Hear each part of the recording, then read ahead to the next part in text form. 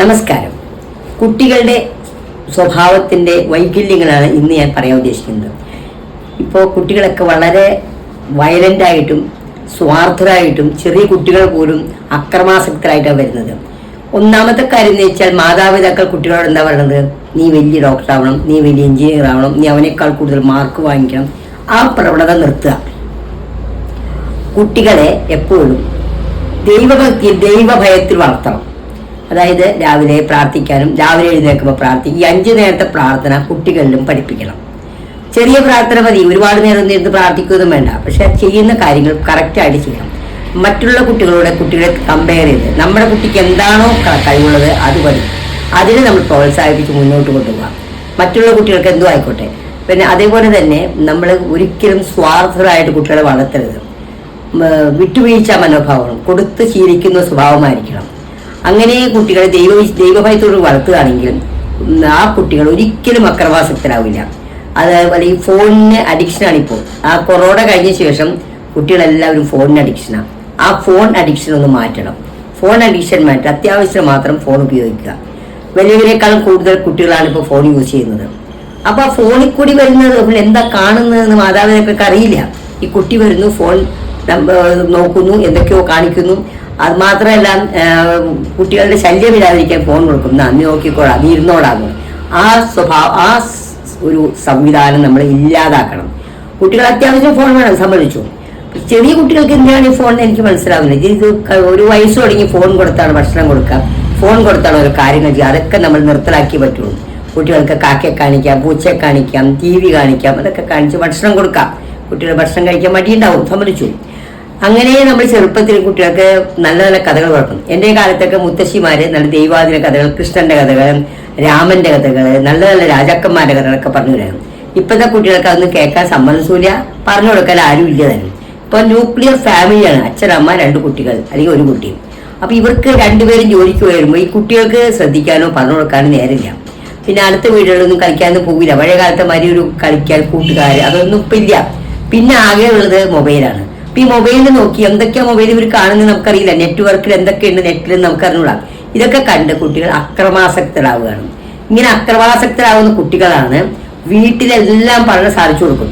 അപ്പൊ അങ്ങനെ വീട്ടിലെല്ലാം സാധിച്ചു കൊടുക്കുമ്പോൾ ഈ കുട്ടികൾ പുറത്തു പോയി കിട്ടാതെ ആവുമ്പോൾ അവർ അക്രമാസക്തരാകും. അപ്പൊ അതുകൊണ്ട് കുട്ടികളുടെ സ്വഭാവത്തിൽ സ്കൂളിലായാലും ഒരു മോറൽ ക്ലാസ് ഉണ്ടായിരുന്നു. ഞാനൊക്കെ പഠിക്കുന്ന ഒരു ക്ലാസ് ഉണ്ടായിരുന്നു, ഒരു 10 മിനിറ്റ് മോറൽ ക്ലാസ് ഉണ്ടായിരുന്നു. അങ്ങനെ മോറൽ ക്ലാസ് വയ്ക്കുകയും നല്ല നിലയിലാണ് ടീച്ചേഴ്സ് പറഞ്ഞു കൊടുക്കുകയും ചെയ്യുമ്പോൾ ടീച്ചർ പറയുന്ന വാക്കുകൾക്ക് മാതാപിതാക്കൾ പറയുന്നേക്കാൾ കുട്ടികൾക്ക് വാല്യൂ ഉണ്ട്. അപ്പൊ അങ്ങനെ ആ കുട്ടികളെ രീതിയിൽ പഠിപ്പിച്ചാൽ ആ കുട്ടികൾ രാജ്യത്തിനൊരു ബാധ്യതയാവില്ല. കുട്ടികൾ നല്ലൊരു കുട്ടികളെ നല്ല പൗരന്മാരെ വരും. ഇന്നത്തെ കുട്ടികളാണ് നാളത്തെ രാജാവ്, മന്ത്രിയോ പ്രധാനമന്ത്രിയോ ഒക്കെ ആവേണ്ടത്. അപ്പൊ അത് കാരണം നമ്മുടെ കുട്ടികളിൽ വളരെയധികം കോൺസെൻട്രേഷൻ ഇന്നത്തെ കാലത്ത് അത്യാവശ്യമാണ്. അവരെ നല്ല ദൈവിക രീതിയിൽ കൂടി വളർത്തേണ്ടത് അത്യാവശ്യമാണ്. അതാണ് എനിക്ക് പറയാനുള്ളത്.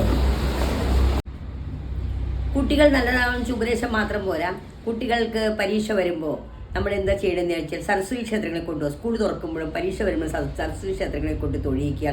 മാസത്തിൽ ഇവരുടെ നക്ഷത്രം വരുമ്പോൾ ദേവീക്ഷേത്രത്തിലെ വിദ്യാമന്ത്ര പുഷ്പാഞ്ജലി, കൃഷ്ണന്റെ അമ്പലത്തിലെ വിദ്യാരാജഗോപാല മന്ത്ര പുഷ്പാഞ്ജലി, ഇതൊക്കെ ചെയ്യണം. പിന്നെ കുട്ടികളൊക്കെ രാവിലെ കുളിച്ചു വരുമ്പോഴത്തേന് സരസ്വതിയെ നമ എന്ന് പറഞ്ഞ് ചൊല്ലിയിട്ട് വേണം നെയ്യൊക്കെ ജപിച്ചു കൊടുത്താൽ നല്ലതാണ്. നെയ്യ് നമ്മൾ സാധാരണ രീതിയിൽ നെയ്യ് ജപിച്ചു കൊടുക്കുകയാണെങ്കിൽ അതിന് മത്സ്യമാംസങ്ങൾ കുടിക്കുന്നതിന് കുഴപ്പമില്ല. അത് വൈകുന്നേരം രാവിലെ കഴിക്കില്ലല്ലോ. പക്ഷേ സാംസ്കൃതം അമ്പലത്തിലേക്ക് പൂജിച്ചു കൊടുക്കുമ്പോൾ അതിന് മത്സ്യമാംസങ്ങൾ കഴിക്കാൻ പറ്റും. അപ്പോൾ കുട്ടികൾക്ക് ഇപ്പോഴത്തെ കാലത്തെല്ലാം നോൺ കഴിക്കുന്നവരാണ്. അപ്പോൾ അതിലൊക്കെ ഒരു ബുദ്ധിമുട്ട് വരും. പിന്നെ ഭസ്മം തൊടുക, രാവിലെ ഭസ്മം തൊടുക, ചന്ദനം തൊടുക, ഇങ്ങനെയൊക്കെയുള്ള ശീലങ്ങളൊക്കെ കുട്ടികളെ വളർത്തണം. കുട്ടികൾക്ക് പഠിക്കാനായിട്ടുള്ള മന്ത്രങ്ങളൊക്കെ ഉണ്ട്. ആ മന്ത്രങ്ങൾ വിദ്യാരാജഗോപാല മന്ത്ര പുഷ്പാഞ്ജലി, അതുപോലെ സംസരസ്വതി നമ എന്ന് ചൊല്ലിക്കാം. ചെറിയ കുട്ടികൾക്കും പറയാതെ ഒരു 3 വയസ്സ് 4 വയസ്സൊക്കെ കുട്ടികൾക്ക് സംസരസ്വതി എന്ന് പറയാം. അതൊക്കെ പറഞ്ഞ് അവരെ പഠിപ്പിക്കും. ക്ഷേത്രങ്ങളിൽ കൊണ്ടുപോയി തൊഴിയിക്കലും ഇങ്ങനെയുള്ള രീതികൾ വരുമ്പോൾ പരീക്ഷ തുടങ്ങുമ്പോൾ സ്കൂളിൽ പോണതിന് മുമ്പായിട്ട് അമ്പലത്തിൽ തൊഴുക. പക്ഷെ അടുത്ത് ക്ഷേത്രങ്ങളില്ലെങ്കിൽ എന്ത് ചെയ്യും? നമ്മുടെ വീട്ടിലൊരു ഗണപതിയോ പൂജാമുറി ഉണ്ടെങ്കിൽ ആ പൂജാമുറി കുളിച്ചോടനെ ഗണപതിക്ക് ഏത്തോടുക. അത് നല്ലൊരു ശീലമാണ്. 11 ഏത്തം ഇട്ട് കഴിഞ്ഞാൽ തന്നെ അന്നത്തെ ദോഷം തീരും. ഹെൽത്ത് വൈസായിട്ട് നല്ലതാണ്, ബുദ്ധിപരമായിട്ടും നല്ലതാണ്. എപ്പോഴും കുട്ടികൾ കുളിച്ചു വന്നു കഴിയുമ്പോൾ ഒരു 11 ഏത്തം ഇടിക്കാൻ ശീലിപ്പിക്കുക.